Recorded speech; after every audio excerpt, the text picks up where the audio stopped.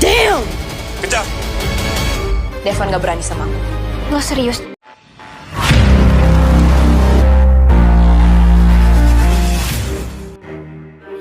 Zara baru tahu kalau Devon Casarius yang berpura-pura jadi secret admirer-nya Aquila. Nah, di sini tuh ekspresi kaget Zara bercampur marah. Berarti dugaannya bener, sampai Casarius termuda dan dianggap paling cupu pun sudah ikut terlibat dalam intrik licik yang jahat ini. Juga Zara pun merasa khawatir mengingat sebelumnya melihat Devon di pensi. Nggak lama di hari itu juga terjadi insiden yang menimpa Raisa. Seketika Zara bergegas ya, siap menuju rumah Aquila. Between, mari kita perhatikan sejenak meja di depan ruko. Hidangan breakfastnya itu loh guys, ala-ala orang kaya. Padahal biasanya Zara belinya nasi uduk doang buat sarapan. Rupanya sekarang udah mulai jadi sebuah rutinitas ya bagi Ken sang bos baru untuk menyiapkan hidangan makanan bergizi for gadis Alpheric. Jadi dalam perjalanannya Zara menyempatkanlah telepon Ken. Makasih juga, sebelumnya kan berencana mau ambil kontrak kerja tuh si Ken. Ribet banget ya, kenapa nggak pas taruh hidangan breakfast terus tungguin sekalian ambil kontraknya gitu. Usai teleponan dengan Zara, nah Ken mendapatkan telepon dari Theo, orang terpercayanya, yang mengabarkan bahwa ada perangkat yang berasal dari luar negeri coba mengakses metadata kontrak yang terkait duo Alpheric. Anehnya tuh, bukankah kontrak kerja perusahaan bersifat rahasia? Beda dengan postingan video sick play di platform zona bakat yang bersifat publik. Besar kemungkinan sih ini pun adalah aksi dari orang-orangnya Ares Alpheric ya. Karena pembobolan ini cuma sebatas mengintip data doang, seolah hanya ingin memastikan apakah isi dokumen itu nggak akan merugikan Mohan dan Rose Alpheric. Yang jelas, walaupun Ken cukup tenang menyikapin kabar ini dan hanya menginstruksikan anak buahnya mengunci data sebaik mungkin, namun Ken sangat penasaran siapa, kenapa, dan jelas ini membuat Ken semakin yakin ada suatu rahasia besar di balik kisah tentang duo Alpheric. Sementara di hotel tempat keluarga Terias menginap, Catalina yang udah nyampe siap jadi manajer untuk menandatangani kontrak kerja milik Mohan dan Raisa. Di sini Raisa menyebutkan guys, nominal honor mereka sebagai brand ambassador. Wow, jumlahnya sangat fantastis. Masing-masing dirinya dan Mohan akan mendapatkan 700 juta. Buset ya, Mohan bisa hidup tenang, nggak usah mikir bayar kos lagi. Bahkan nantinya Mohan bisa segera melunasi semua hutang-hutangnya ke Fata Fernandez. Alhamdulillah.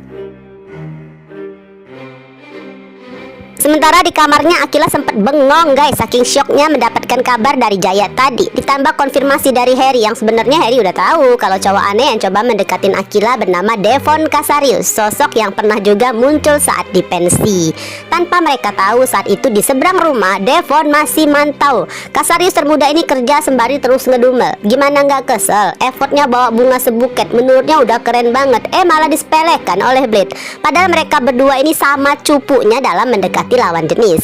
Jika Blade meledek sinis ya tentang setangkai bunga yang pernah Devon kirimkan sebelumnya ke Aquila, maka Devon pun gak kalah sinis membahas tentang bulu mata palsunya Blade.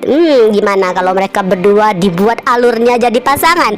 Seru dong kalau berantem bisa saling sindir hal yang mereka anggap memalukan. Tiba-tiba sikap sebel, sinis, dan juga bosennya Devon berubah 360 derajat ketika melihat Rose turun dari Gojek. Kalau kita biasanya memucat kalau shock, Devon beda guys, justru makin memerah wajahnya.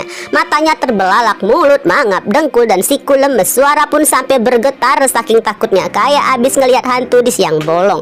Wah, kita penonton jadi penasaran, apakah dulunya ada suatu kejadian yang membuat Devon sangat trauma pada Rose? Ya kalau cuma Devon gak mau berurusan dengan Daniel Alpheric, harusnya sih ekspresi takutnya nggak perlu segitu lebaynya kan, cukup sembunyi aja, jangan sampai kelihatan. Nah guys, pokoknya kita sangat menantikan sebuah flashback kejadian sebelum 5 tahun silam antara Rose dan Devon. Dia datang ke rumah Aquila, gue nggak mau berurusan sama dia. Devon!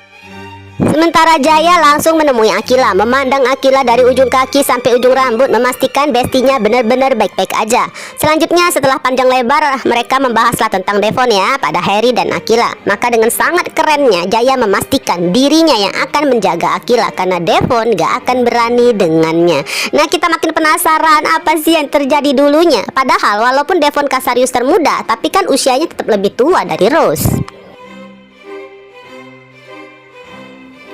Sementara William sudah bersama Go Green nih untuk mengecek dashboard zona bakat. William yang sedikit punya skill IT merasa login asing itu bukanlah serangan, tapi tetap nggak bisa dianggap sepele. Nah di sini hampir aja William keceplosan kalau Harry pasti bisa mengatasinya. Saat itu Cantika langsung merespon sangat penasaran. Bagusnya Vio langsung buru-buru mengarahkan kalau ini kan berkaitan dengan IT dan bukankah Harry yang membangun sistem platform.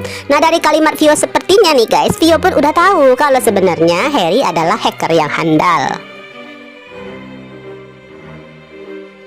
Beralih ke Mohan dan Fata. Ceritanya mereka sedang di halaman belakang rumah Fernandes. Ada netizen yang bilang ini sih kayak halaman belakang rumah Akila.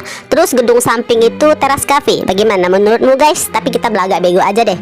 Yang jelas pagi-pagi Fata benar-benar merasa butuh temen curhat. Nah Mohan pun diminta datang dan mendengarkan keluhannya. Sekalian Mohan dipaksa jawab apa sih yang kalian sembunyikan. Namun manalah mungkin Mohan mau bocor. Kali ini Mohan sedikit mengupgrade kata-katanya. Bukan gak semua hal lu harus tahu, tapi kali ini bukan hak gua untuk kasih tahu. Baiknya lu persiapkan diri lu untuk denger langsung dari nyokap lu, kata Mohan guys.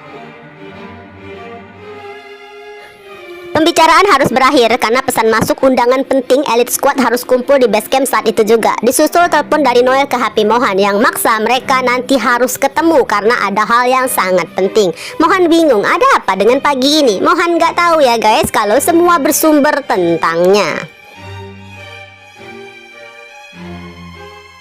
Sementara Raisa pilih ke base camp dianterin Catalina. Nah duo Terias ini punya urusan penting juga nih guys yang cukup menegangkan di hari ini. Nanti malam Kata akan pergi bareng Ken menemui seseorang yang mereka kira adalah Axel Casarius. Hati Kata merasa nggak tenang seolah muncul firasat ada sesuatu yang janggal. Nah Raisa bersikeras dong nanti akan pergi juga dengan Mohan untuk diam-diam memantau walaupun dari agak kejauhan. Tanpa semua bisa sangka yang sedang bersiap menemui mereka nanti justru adalah Matthew Casarius. Sementara Devon udah ketemuan dengan Blade. Sekeras apapun suara Blade tetap ya jauh lebih keras penolakan Devon untuk melanjutkan tugasnya. Bahkan Devon mengibaratkan misi ini sama aja akan menghancurkan hidupnya kalau sampai Rose melihat wajahnya. Alhasil Blade harus ambil alih tugasnya memantau pergerakan Mr. F dan Akila dengan apapun resikonya. Sementara Harry, Akila, dan Zara udah pindah ke base camp sebelah teras. Sembari menunggu yang lain, Zara menjelaskan detail dalam isi rumah Alferic. Letak kamar ini itu, bahkan ruangan mana yang perlu dihindarin. Nah, apakah nantinya Harry berencana akan host tour sendirian di rumah itu dan mencari celah untuk mendapatkan sebuah jawaban dari banyak misteri tentang kematian orang tuanya dan juga tentang Haruna? Gak lama motor William dan Vio nyampe depan rumah. Harry bergegas keluar menyambut mereka. Pembicaraan cukup singkat membahas tentang peretas. William dan Vio masuk rumah duluan. Bersamaan nyampilah motor Mohan dan Fata. Nah pas banget guys, di seberang jalan lewatlah pengendara motor yang tampilannya gak akan pernah terlupakan oleh Fata. Baik helm hitam model kepala capung full, jaket kulit hitamnya, dan jenis motornya. Karena sudah beberapa kali Fata mengejar motor tersebut. Itu Blade. Sepatah kata dari Fata yang menyebut Blade membuat wajah Harry terkesiap. Ekspresi Harry menggambarkan berbagai emosi campur aduk, kaget, tegang, kangen, sekaligus kesedihan. Pas banget di saat itu sang adik yang dirindukan seakan punya firasat untuk berhenti dan menoleh.